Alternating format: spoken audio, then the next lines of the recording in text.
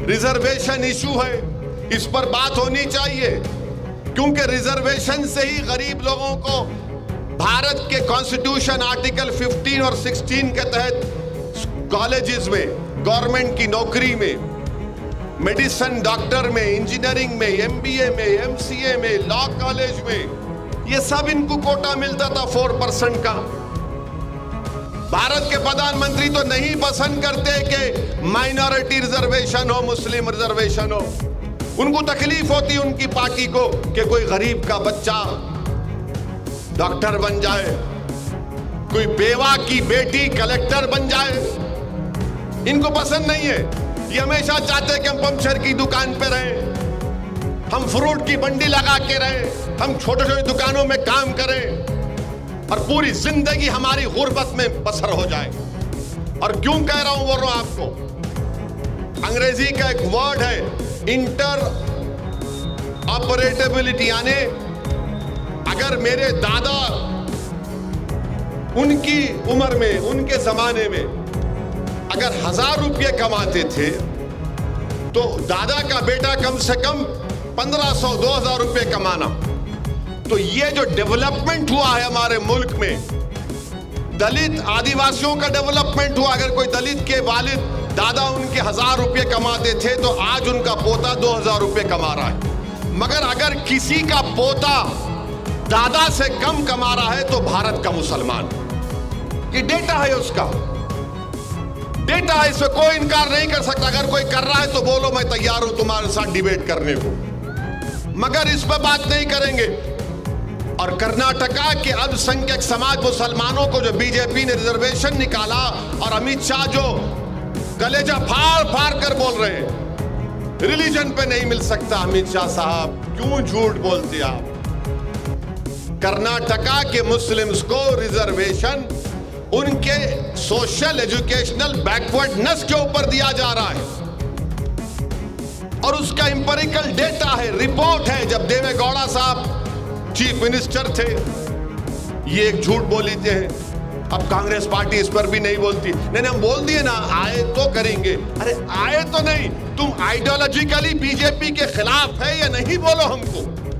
मैं आज अखबार में पढ़ा कि अमीर शरीयत ने बयान दिया कि सेकुलर पार्टी को वोट दो, और मगर वोट डालो, बहुत अच्छा है, बिल्कुल वोट डालिए, मगर सेकुलर कौन है आज बताओ मेरे को आप। कांग्रेस पार्टी महाराष्ट्र में शिवसेना के साथ अलायंस कर ली। वो शिवसेना का मुख्यमंत्री उद्धव ठाकरे कांग्रेस का मिनिस्टर है, असेंबली में महाराष्ट्र की बैठे हुए हैं साथ में, और उद्धव ठाकरे खड़े होकर तकरीर करके कहती है कि शिवसेना बाबरी मस्जिद की शहादत में उनके लोग थे। अब सेकुलर हो गए वो लोग। आप इख्तिदार के लिए, पावर के लिए शिवसेना के साथ चले जाते, और जब असदुद्दीन ओवैसी ये बात को करता तो बोलते इन्हें देखो, इन्हें जज्बाती तकरीर करता। अरे मैं जज्बाती तकरीर नहीं, सच्चाई को बयान कर रहा हूं। क्या शिवसेना सेकुलर हो गई? कैसे हो गई? नहीं, कांग्रेस ने सर्टिफिकेट दे दिया। क्या कांग्रेस के लोग, आप देखते होंगे कि कोर्ट होता है, कोर्ट के बाहर लोग एक टेबल बेंच डाल के बैठते, नोटरी कराना है, एफिडेविट लिखाना है। क्या कांग्रेस पार्टी वो हो गई कि जिसको तुम सर्टिफिकेट दियो उन्हें सेकुलर, जिसको नहीं दियो उन्हें कम्युनल? ये आपका हाल हो चुका है। आपने धोखा दिया कर्नाटका की उस आवाम को जब आपने कहा था कि बैन लगाएंगे, मगर आज आप खुद कह रहे हैं। अच्छा, हद तो यह हो गई कि DK शिव कुमार कल स्टेटमेंट देते हैं कि अगर हम पावर में आएंगे तो हम और ज्यादा मंदिरों को बनाएंगे। जो कांग्रेस पार्टी को वोट देना चाहते, मैं उनसे पूछना चाह रहा हूं, आप सोचो क्या फैसला लेने जा रहे हैं आप। मैं मंदिर बनाने के खिलाफ कभी ना था ना कभी रहूंगा। मेरा बोलना यह है कि जब आप ये काम कर रहे हैं तो फिर आप स्कूल क्यों नहीं बनाते? अब आज कर्नाटका में 92% जो गवर्नमेंट स्कूल को बच्चे जाते, 3rd क्लास के बच्चे 2nd क्लास की किताब नहीं पढ़ सकते। स्टैंडर्ड को इंप्रूव करो। गवर्नमेंट स्कूल में बच्चों को उनकी रिक्वायर्ड डाइट खाना नहीं मिलती, उसकी बात करो। कांग्रेस पार्टी मंदिर बनाने की बात कर रहे हैं, तो मैं कह रहा हूं कि हुबली में एक सादात की दरगाह को तोड़ दिया गया, मस्जिद को आधा शहीद कर दिया गया। बनाओ ना, फिर आप उसकी भी बात करो। आप नहीं बात करेंगे? नहीं, थाली मारने के लिए नहीं बोल रहा हूं, सोचने के लिए।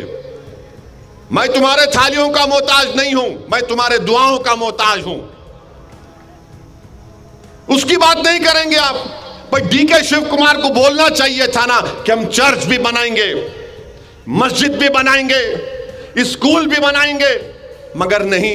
कांग्रेस पार्टी का ऑफिशियल पॉलिसी यह है, ये डीके शिव कुमार बोले। यही बात से मुझे तकलीफ होती है। अगर ये पूछा जाए भाई क्यों नहीं बोले,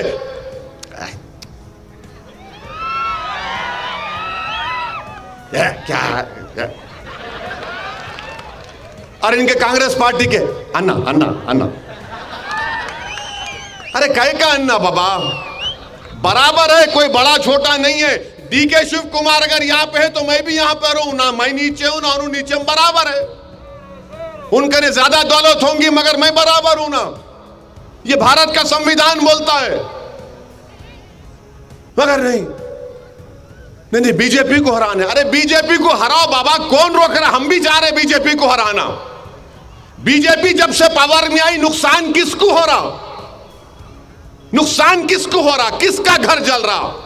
किसको गोश्त के नाम पर मारा जा रहा? किसको जला दिया जा रहा?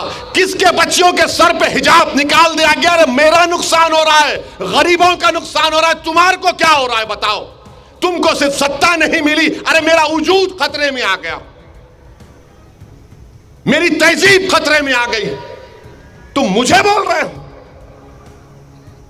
जो सामने ठहर कर मुकाबला कर रहे हैं।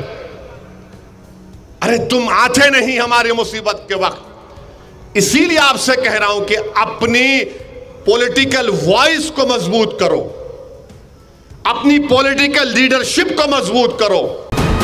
वीके न्यूज, राष्ट्र के नाम।